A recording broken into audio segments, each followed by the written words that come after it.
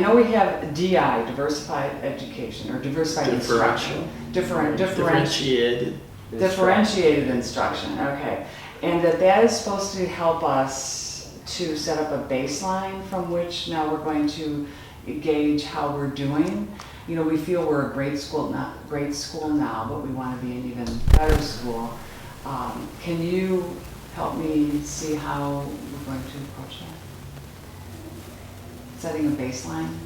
Oh, setting the baseline. Setting the baseline? Well, the baseline could be described on several levels, right? One would be a very accurate picture of the students. Another picture could be what's happening within the classroom. Are we going to do that through any type of testing or other methods? Well, you have assessments underway now that would give you a good profile about students. Okay.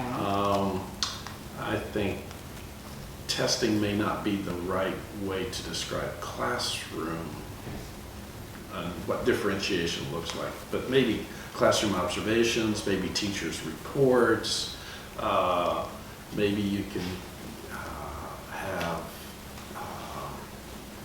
just descriptions as well from the teachers of here's how much time I spend in small group instruction, here's how I level students across different text difficulties to accommodate students' different reading levels. So this is largely descriptive then. Well, and I was told that we were going to have to, come up with a way to analyze not only student achievement, but professional growth of the teachers. And I know we can get lists of the professional development opportunities that they've done, and then the effectiveness of our teacher coaching, which probably through observation reports, description, we could get all that too. So I know they want to keep close tabs on it and to see where we're going. Yeah, and I think how the school staff ultimately decides to keep track of those things is really an important decision. You mentioned going to professional development workshops. Well, that's an important thing to do. One of the real challenges is how do we take the information that we learn there and bring it back into the classroom. Right. So it's important that takeaways, yes. That's right. Well, it's important that we be gathering some of that baseline information that Darryl mentioned, and after we've learned some new things, is to go back and take stock and see how has our instruction changed as a result of that. And so we need to come up, I think, with some tools to measure the degree of implementation, and because oftentimes, I've found this as a teacher, you have an image of yourself as a teacher in terms of I give a good advance organizer, or I really engage the students, and I ask high-level questions and so forth. That's how I describe myself as a teacher. Well, if you show me a videotape of myself teaching, I might get rather discouraged because those things that I thought were there indeed may not be there, or there as plentifully as I would hope, or as clear as I would hope. And so it's those kinds of it helps pinpoint the rooms for we really need to look at ways to do that, to continue to refine what is taking place. Our parents, I know, are having trouble getting their heads around this whole Center for Excellence in Teaching and Learning that we're working on, have been working on, and hope to hone this year. If you had like a sentence or two to say to our parents that would give them some indication of why they should be happy about this, can either of you give me a statement, or what should we be centering on with our parents? What will resonate most, do you think, with parents? Having, I'm sure, worked with millions of parents over the last 30-some years. I would say this.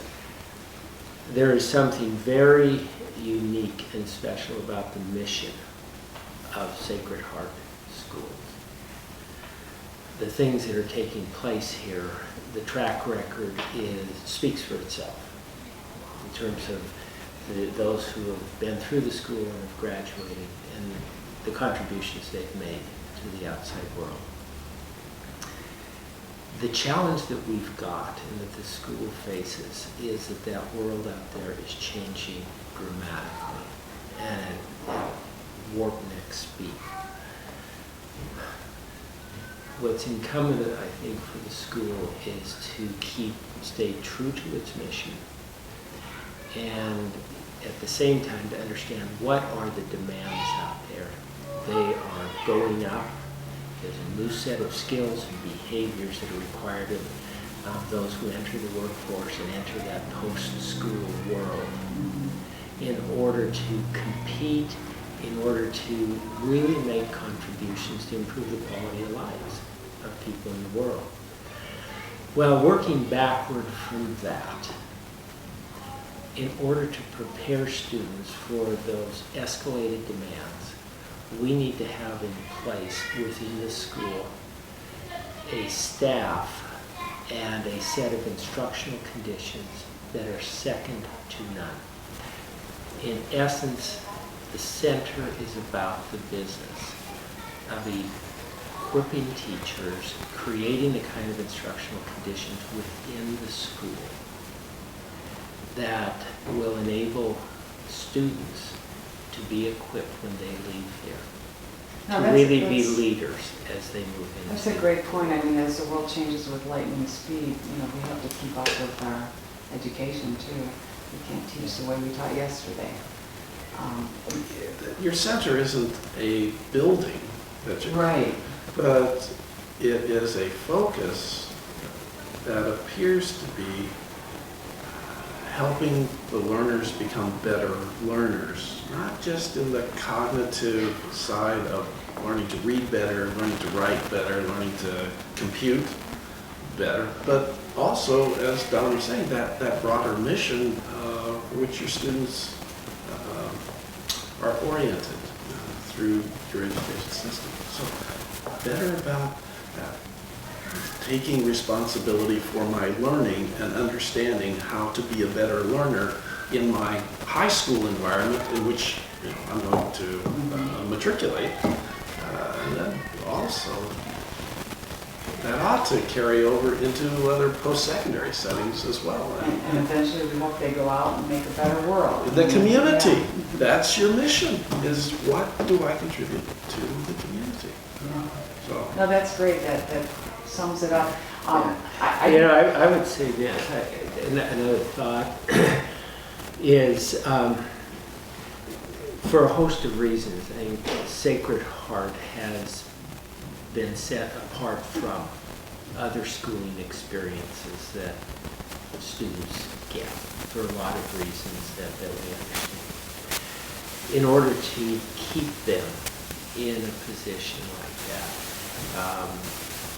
building a center like this is a very unique undertaking.